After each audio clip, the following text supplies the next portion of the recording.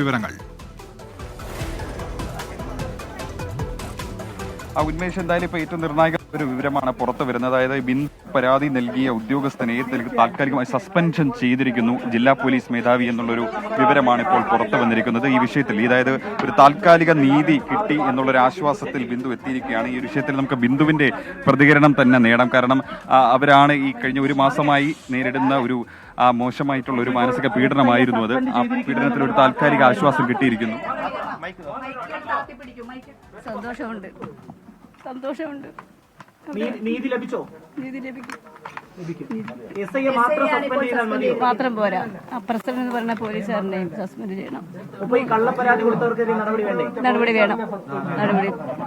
Suspension വാർത്തയാണ് ഇപ്പോൾ പുറത്തു വരുന്നത്. എങ്ങനെയാണ് പ്രതികരിക്കുന്നത്? കേട്ടതിൽ സന്തോഷമുണ്ട്. എസ്ഐയുടെ ഭാഗത്തുനിന്ന് വലിയ ക്രൂരമായ അനുഭവം ഉണ്ടായതായിട്ട് ബിന്ദു പറഞ്ഞിരുന്നു. കേട്ടതിൽ വലിയ സന്തോഷമുണ്ട്.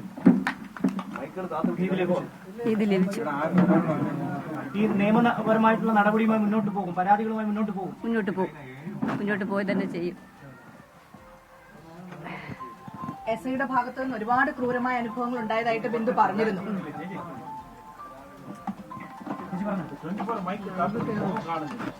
എനിക്ക് കേട്ടതിൽ വളരെ സന്തോഷമുണ്ട്. എന്നെ അത്രയും ക്രൂരത ചെയ്തതിനോട് വളരെ സന്തോഷമുണ്ട്.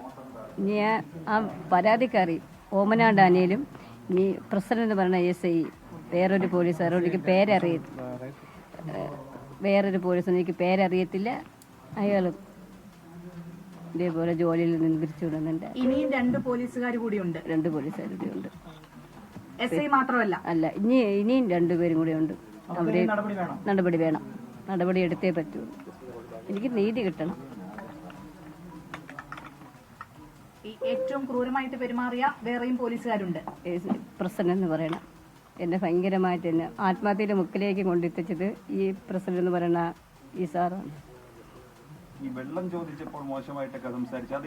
അത് പ്രസിഡന്റ് എന്ന് പറയണ സാറാണ്. ഞാൻ പോലീസുകാരൻ വെള്ളം ഞാൻ ചോദിച്ചു. അപ്പോൾ പറഞ്ഞു ബാത്റൂമിൽ ബക്കറ്റിലുണ്ട്. ഞാൻ ബാത്റൂമിൽ പോയെങ്കിലും ഞാനത് കുടിച്ചില്ല.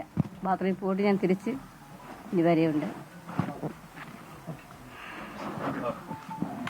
അപ്പോൾ ഒരു പോലീസ് ഉദ്യോഗസ്ഥനെ സസ്പെൻഡ് ചെയ്ത നടപടിയിൽ അതിൽ സന്തോഷമുണ്ട്. പക്ഷേ മറ്റ് 2 പോലീസ് ഉദ്യോഗസ്ഥർക്ക് കൂടി സസ്പെൻഷൻ ചെയ്യണം, അവരെ സസ്പെൻഡ് ചെയ്യണമെന്നാണ് ബിന്ദു ഇപ്പോൾ ആവശ്യപ്പെടുന്നത്. കാരണം അവരുടെ ഭാഗത്തു നിന്നും ക്രൂരമായിട്ടുള്ള മാനസിക പീഡനം ഏൽക്കേണ്ടി വന്നു ഈ 20 മണിക്കൂറിൽ പേരൂർക്കട പോലീസ് സ്റ്റേഷനിൽ കഴിഞ്ഞപ്പോൾ എന്നാണ് ബിന്ദു ഇപ്പോൾ മാധ്യമങ്ങളോട് പറഞ്ഞത്. എന്തായാലും ഒരു പോലീസുകാരനെയെങ്കിലും സസ്പെൻഡ് ചെയ്ത നടപടിയിൽ ആശ്വാസമുണ്ട് എന്ന് ബിന്ദു പറയുന്നു.